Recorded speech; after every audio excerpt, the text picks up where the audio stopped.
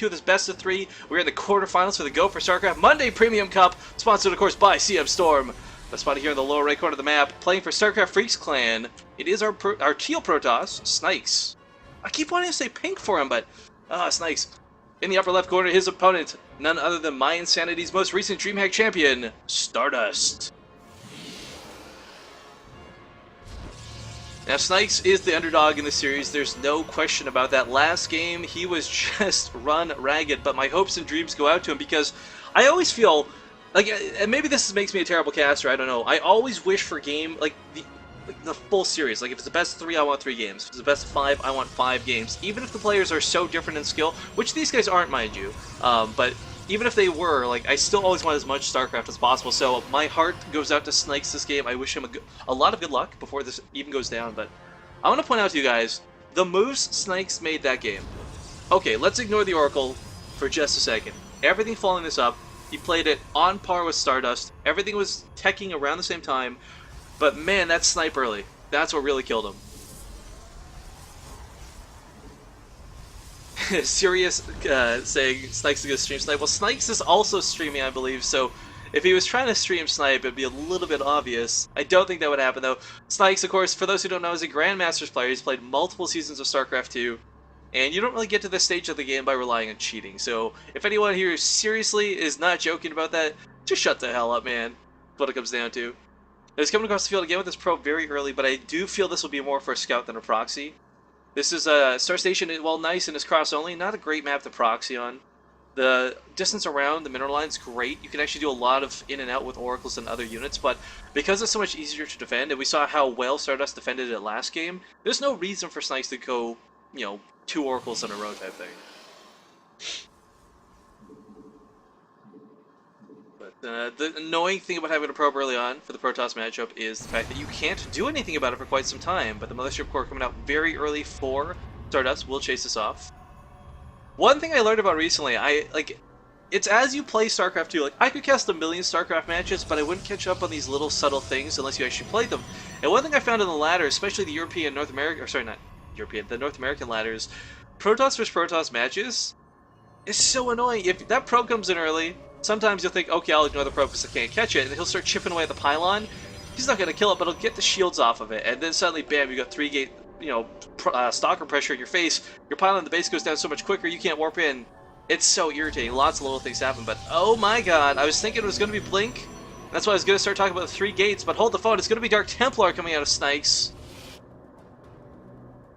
And this actually works to his advantage. I want to point out, he built these in base instead of building them out of base. A lot of players you'll see, like my favorite guy who hides things is probably a combination of Puck and some others. When you hide them elsewhere on the map. You hide like your pylon, the 3rd gateway, and the Twilight Council somewhere else on the map. So when a Protoss player comes in a scout, he won't see this. But Stardust, not a player who relies too much on scouting early, not going to see this coming perhaps.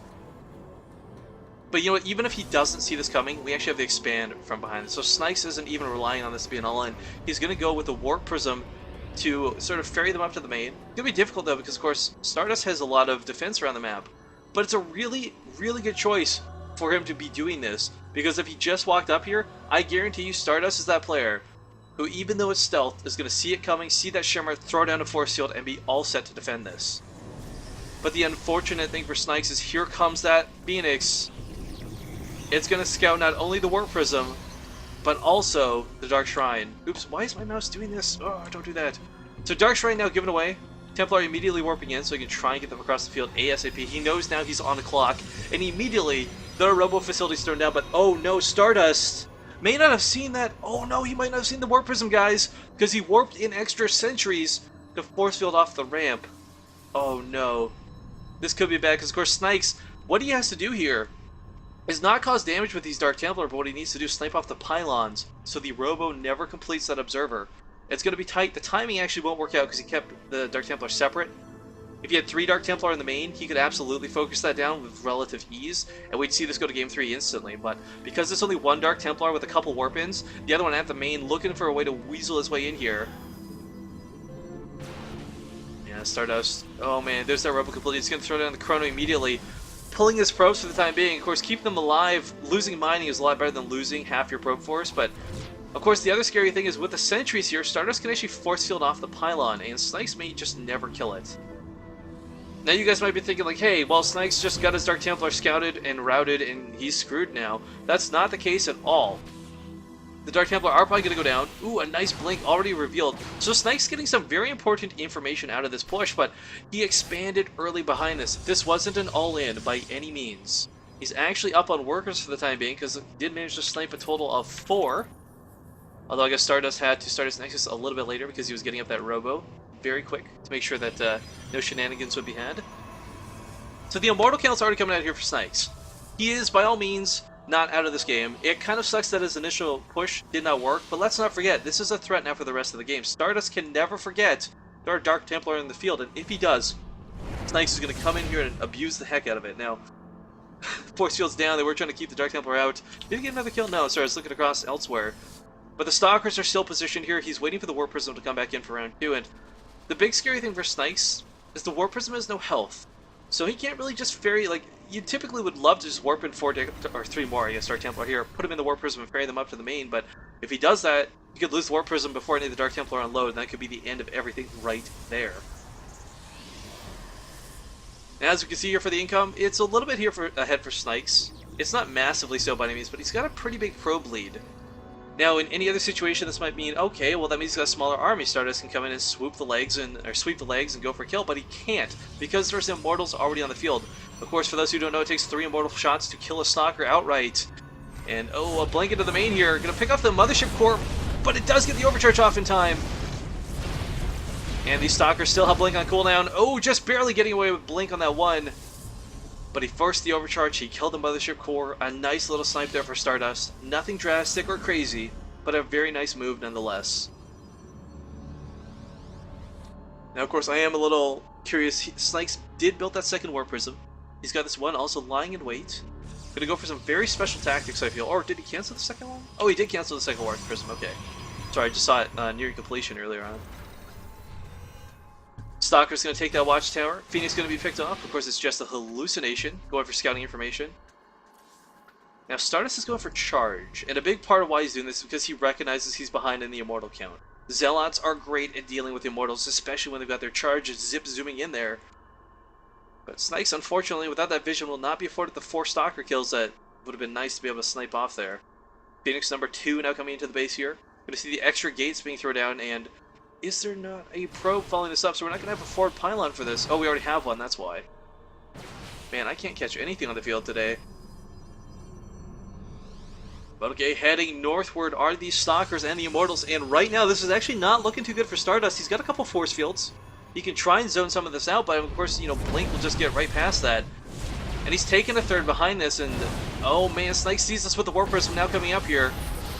Force fields are going down. Of course, Blink is available, so it's not that big of a threat. Did he shoot his own pylon? Yeah, misclicks do happen, but luckily he did not kill anything. But Stardust, while he's very clumped up defending here, he's got to remember, Snykes could blink into the main, he could go for that third. Snykes can look to take a just kill hit though, but meanwhile across the field, Snykes he's got to deal with these 4 Stalkers of Stardust. And he just warped units in, so he's going to be a little delayed on this. Photon Overcharge will go down, but Stardust picking off a ton of workers and probably get another Mothership Core. 1 Dark Templar will chase these off, but again, the army here for Snykes is a little scary. The reason Snykes is not just blinking into the main, moving to win, guys, is because he does not want to leave his Immortals unguarded. But taking a note out of Stardust's book, he's going to send 4 into the main and start just trying to walk around here, but there's a cannon. Stardust, of course, very hesitant to react, and because he does react, it allows the Immortals and the Stalkers to push forward. Some beautiful sentries will zone most of this army out, but of course those force fields are just going to buy time. Cannon goes down in the main, and ooh, we actually have even upgrades right now, 1-1 for each, but we got the weapons here for, the charge for the Zealots on Stardust, and we'll just say, hey, you know what? That's right. There's a Nexus here I can get for free, 400 resources. Let's pick this off. But that's going to prompt Stardust to move out. Now, luckily, Snykes actually has the Observer out and ready to go. And I gotta say, Snykes is playing so well this game, but he's only just barely ahead in supplies. The Zealots charging in here. He blinks his Stalkers back. Not a good choice, because that allows the Zealots to connect to the Immortals, and none of the Immortals from Stardust have even lost their shield to this point. Will the mass amount of Stalkers be enough is going to be a big question. Snykes perhaps making a very small positional detrimental decision, is going to be losing his army here. The Warp Prism goes down as well, and now we see a massive supply difference. Oh man, but this isn't it. I mean, Snykes is in a very rough position, but he's still got Dark Templar in the field. He can always, you know, turn this around. But oh man, it's not even about not having those zealots on the field or even having them on the front line by any means. He had the stalkers positioned in front of the Immortals to soak the hits of those zealots, and he blinked them back. And I think that was it was a reactionary, but it was a bad reaction. Because of course, as we saw, zealots with their 2 attacks, they chew through those hardened shields in a matter of seconds. Now, Dark Templar are being sacrificed in lieu of getting, or sorry, not in lieu, but instead going to get the Archons on the field. And Snykes even recognizing, why blink? Yes, there it is. That accidental awkward, like, oh shit, why did I do that? But this, I want to point this out, guys. While that was a bad decision, Snykes, I would still tag him as a really good player because he was able to recognize, oh shit, I made a mistake. He wasn't stubborn, it wasn't, you know, oh, Stardust, DreamHack champion, whatever. He realized, like, look, I made this one minor mistake. I will probably never let that happen again in my StarCraft career. And it's because he can recognize it and not be stubborn that I feel that even if he loses this series, if he comes back for more to go for StarCrafts, you can probably get a championship in the future. But both players, meanwhile, taking a 3rd base. A lot of Archons coming out from both sides of the field. Of course, Templar Archives is being used instead of Dark Templar. And the Immortal count for Stardust, while he's not replenished it by any means, he maintained his initial ones. He's still got all of these sentries. And of course, the really cool thing you can do with sentries, guys, is hallucinate. Now, there's not a lot of people who utilize hallucination, but for those who, like, don't know, like, you can hallucinate 2 zealots at a time or even 4 probes. And while people typically will try to hallucinate units that they already have to make it harder to target fire down the specific important ones, if you hallucinate like 50 probes, your opponent can't really run up into you with those Archons. They're going to have to chew through the hallucinations whether they see them or not.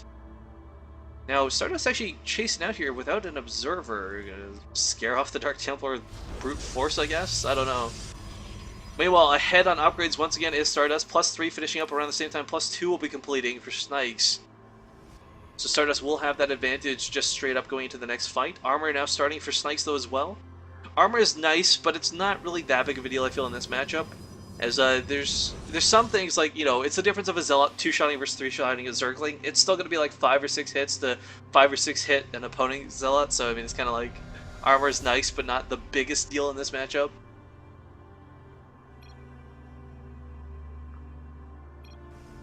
Just looking around the field right now. Stardust trying to go in for this little hit squad. Actually doesn't have... Oh, he did maintain that 1 observer, so going to blink up into the main. And of course, this is straight up Terran mode that's going to happen here, guys. What can happen is he can sit here with his stalkers, fire away at the low ground, and if Snykes comes up to the high ground to deal with it, Stardust can just blink down to the low ground. Photon Overcharge is popped off. Actually, if he snipes off this pylon, that'll be huge, because it's the only thing powering these 2 forges. Oh no, this is terrible. Throwing down more pylons immediately. Snykes recognizing how much this sucks, but he might just lose the forges before they complete. And of course, Stardust doing a very, I have no idea which is researching which, forced to just kind of focus down one of them. Stalker's going to respond here for Snykes. A nice blink forward, but Stardust knows he can't retreat. The Immortal's going to keep him in the base. But still, very close. Very nice. Come on down, says Snykes. Stardust saying, okay, sure. As he brings his army into the field, and Snykes has a couple of... Actually, he's got a lot more Archons than Stardust does. This could be huge, because of course the Immortals shred the Zealots to bits with that splash damage versus Bio. But of course, +3 weapons are just finishing up here for Stardust, as +2 and +1 armor are barely here for Snykes. Now the overcharge... Actually, this is what I was talking about with some cool hallucinations. He doesn't know what's going on with his Warp Prisms, so he was shooting them, but now we got the big engagement. Photon Overcharge is going to only do so much as the Zealots are focused firing down that Nexus, but the Immortals are pushing through here for Stardust, but Snykes, despite having more Archons initially, cannot deal with this army of Stardust. Stardust just going to bully his way through here, takes out the base, takes out the army. The supply is dwindling here for Snykes, and he says good luck in the tournament. Not at all sad to lose the DreamHack champion Stardust. And a very beautiful 2-0 sweep